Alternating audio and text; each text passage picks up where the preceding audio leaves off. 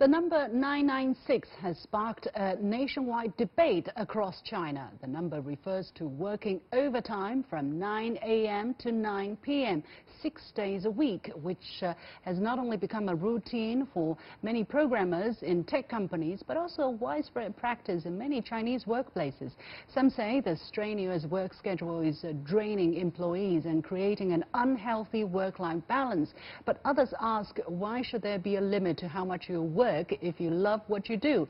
China's official labor law limits weekly working time to 44 hours, and any overtime should be concentrated. But given the competitive landscape of the Chinese economy, many feel obliged to put in longer hours. Some Chinese entrepreneurs, including Jack Ma, founder of Alibaba.com, have come forward in support of the 996 schedule, saying the mindset is mandatory for survival and a reflection of hard work. So what are the benefits and pitfalls of this schedule? Do longer working hours really translate into better work? And where to draw the line for employers between increasing productivity and protecting workers' rights? Joining me for the discussion in the studio are Kate Gu, Chief Compliance Officer of Dimension, a high-tech startup, and Zhou Yusi, founder and CEO of Yuanwei, a platform for managing and trading intellectual property. Welcome, ladies, to the point. It's rare for me to say welcome, ladies, to the point, and I love that. So, exactly, tell us a bit about the big picture background. 996, it came out kind of all of a sudden, right, as a topic, but I understand among the programmers for tech companies, this has been actually a topic for many years to come. If I'm correct me if I'm wrong. How much of an issue is it for China, which has always had a very hard-working culture? Kat, let me start with you. I think it's very normal for tech companies nowadays to force their employees to work overtime, but it actually started about I think 2 or 3 years ago, because my husband is actually a founder of a startup like Dimension. So he told me when he worked in China a few years ago, so they have a those tech companies, they have a mechanism called big and small week. So for big week you have to work for 6 days. For small week, you have to work maybe 5.5 days or maybe just 5 days. So it's kind of become normal for those tech companies. But now it seems like the situation has become worse, because maybe just people get used to work big and small week, and those employers, they just think their employees get used to this situation, and they just force their employees to work overtime to 996. Okay, Yusi, is that your understanding as well of the situation? And when people talk about forcing employees to work, are they kind of just putting pressure on these people, or do they actually say you have to stay, otherwise your pay will be affected or you will not be promoted, let's say? Yusi, what's your understanding? I would say, I mean, there are different people, also different companies. So I think different companies have different working cultures. But in my company, I wouldn't force people to do whatever they don't want to, because I mean it's not the most effective way to work with them. But I would say yes, maybe in some companies, yeah, that's the case. Like the boss, he has to force people to work overtime because they have a lot of work to do.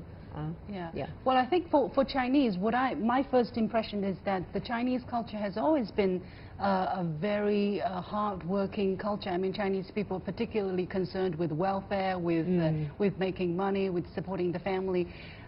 So sometimes people don't mind putting in extra hour. This is one thing, for instance, my generation.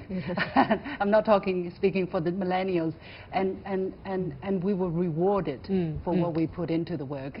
Is that a very different picture for the millennials, Kat? Well, I don't think the millennials today, they don't value hard working. They just don't work for others. They still because I'm a millennial, I'm part of millennial, and I also I'm a workaholic myself. But I don't want to work for someone else. I don't want to create value for someone else. I just want to work for myself. I have lots of things to do. So like for people, I think for younger generation today, they value themselves much more than they value others. So that's what I think. Does it mean that the hard-working culture is going to disappear? The hard-working culture that has made China what it is now? Because for the past 20 years, I always say that for China, it's like time has been compressed, right? We achieved in a matter of 4 decades what the West achieved in, let's say, 100 or 200 years. So that automatically meant a lot of work. But now that more and more young people are not born to suffer any shortages in material sense, so are they losing that sense of hard workingness? I don't think people are losing this. I think it's just like under big pictures, China has moved from a society that was told what to do to one that is doing what it wants to. So I think the problem is not like people don't want to work hard anymore. It's not about that. The problem is like for running a company, the problem is to find the value of your employees. Yeah. So, I mean, I run the company and I have a lot of young people working there. They work very hard. So there are rumors out there saying like young generations, they don't want to work or they don't want to work hard. I mean, that's not the truth. The truth is it's a stereotype. Yeah. The truth is they concern more about their, self-fulfillment because they're more educated. They're more aware of their rights, and they're also interested in finding their own like values of life. So success or being rich is not the only goal for everyone. So what's going to happen now that we have this big discussion? Kat, I understand that you are one of the people who kind of drafted an NT996 license, so that the people who force their employee or who work under this schedule are not allowed to access your open source. Tell us a bit about that. Okay, it's a pretty geeky thing actually. So the NT996 license is it's pretty much a a contract template, because like when those programmers, when they write the open source software, they want others to use that, but they don't want some people to use that for some bad purpose, like maybe use it as a weapon or something. So there are lots of license around the world, open source license such as GNU or MIT, but this one is particularly special because this is about ethical software development. So this one is saying so if you want to use my software for free, you have to obey the local labor law or employment law. So basically. So you're putting this restriction on employers. Yeah. On employers. And what's been the response? I think the response has been pretty good right now. I've heard there are more than 100 open source project has already using the license, and there are many other big projects that are consider using the license, but because it's a big project, they have bigger communities, they have to get approval from community members, so it's going to be much slower, but they love it. Okay, so basically those who use this license means they cannot work 996. They have to obey the labor law and strictly follow the provisions there. Will that mean lower productivity? Will that mean lower income or outcome for a company? Are you adopting one of these NT996 license, or what are you going to do? I mean, for now, I'm not thinking about adopting any. You don't want to put a mandatory thing there. No. You want people to follow their own guidance. Yeah, because I think that's the most productive way to, because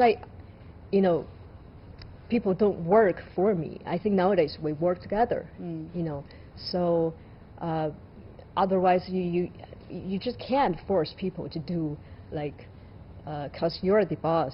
You have the most the biggest responsibilities, and you have the most resources, but they don't. Yeah. Yeah, Kat, what if the employees want to work 996? What if they're passionate about it and if they can't finish their work on time? What are they going to do? Have you thought about that? Yeah, I do thought about that, but the license only says like you have to comply with local labor law. So as long as you're complying with local labor law, the license won't do any bad to you. So, but I think I do respect those people who are willing to work overtime for their work. I think they have. I think those people have really, passionate about their work. I do respect those people. Where do you see this discussion leading to? I mean, as I said, for 4 decades, the Chinese people work like crazy. Basically, not just programmers in tech startups. For us, I had extra work last weekend, and I have nowhere to complain. No, I'm not complaining. I love my job. But is the Chinese society going to see a more reasonable pace of work from now on? You see, as the economy slowly, lands. But I think it's always the case that people who love their work environment are not grumbling about, working long hours or working overtime. And also the companies who inspire their employees and also, of course, offer decent paychecks with good compensation bonuses, they could find people love their jobs. And do you see the problem as a way how to attract young people, how to inspire people to do the things that they want to do instead of the mechanical limiting of work hours? Finally. Yeah, I think that's as I mentioned before. I think the problem is how to find the value of your employees. Yeah. Kat? Well, because I'm only familiar with tech industry, so I can only say for tech industries. I think this is actually a chance for those high-tech startups or big companies to think about if there's anything wrong with their management mechanism. Because the 996 working schedule, I think only shows their productivity is really low. So the tech industry should use this as a chance to think about this question. And in the long term is not good for the health of their workforce. Yeah. It's not good for their mental health either. So I want to break too. Let's call it a show for today. Many thanks to Kat Gu, Chief Compliance Officer of Dimension, and Zhou Yisi, Founder and CEO of Yuanwei, a platform for managing and trading intellectual property.